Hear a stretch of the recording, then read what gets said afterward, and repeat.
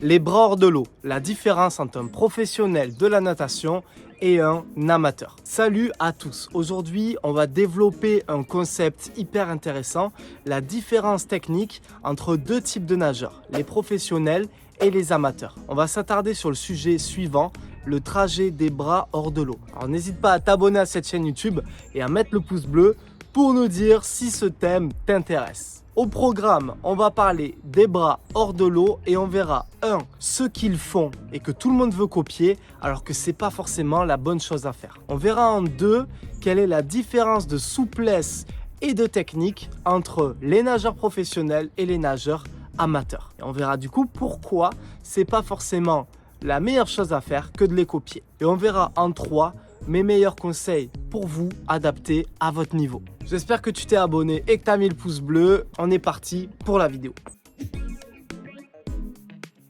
Donc, première chose, ce que les nageurs professionnels ont l'habitude de faire et que tout le monde veut copier. En général, on les voit nager avec les coudes de haut et les mains basses. C'est-à-dire quand ils nagent le crawl, on voit qu'ils dégagent loin derrière, qu'ils montent le coude très haut, qui mettent une main très basse comme ça.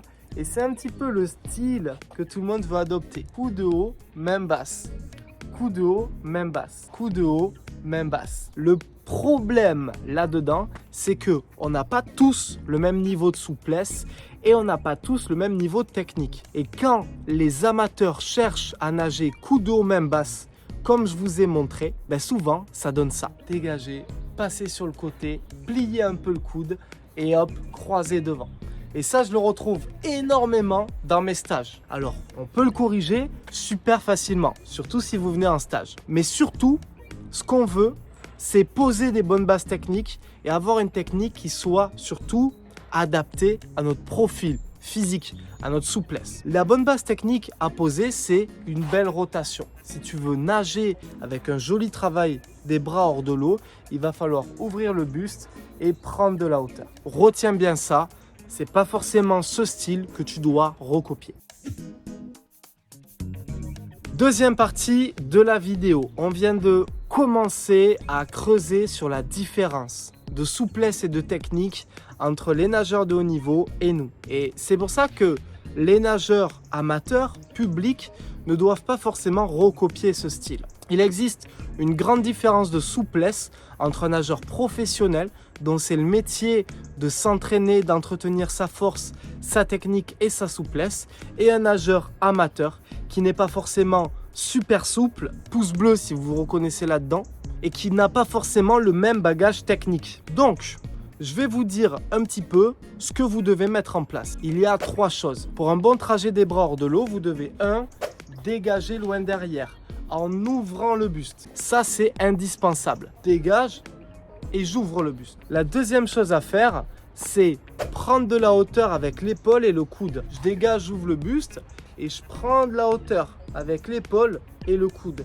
Et ça, c'est indispensable. La troisième chose à faire, c'est poser la main loin devant. Et si tu maîtrises ces 3 choses, ouvrir et dégager derrière, prendre de la hauteur et poser la main loin devant, peu importe le geste que tu vas faire hors de l'eau, ce sera un bon trajet des bras hors de l'eau. Maintenant, il existe différents styles et toi, tu peux t'amuser à mettre en place chacun de ces styles.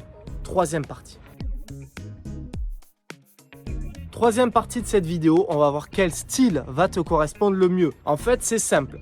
Il va falloir que tu essayes les 3 sur les prérequis techniques dont je viens de te parler. Premier, dégager derrière en ouvrant le buste. Deuxième, prendre la hauteur avec le coude et l'épaule. Troisième, toucher loin devant. Maintenant, il existe 3 styles. Le premier, c'est coup de haut, main basse, comme je t'ai montré. Le deuxième, c'est je dégage et je fais un bel angle droit au-dessus de ma tête, puis je touche loin devant.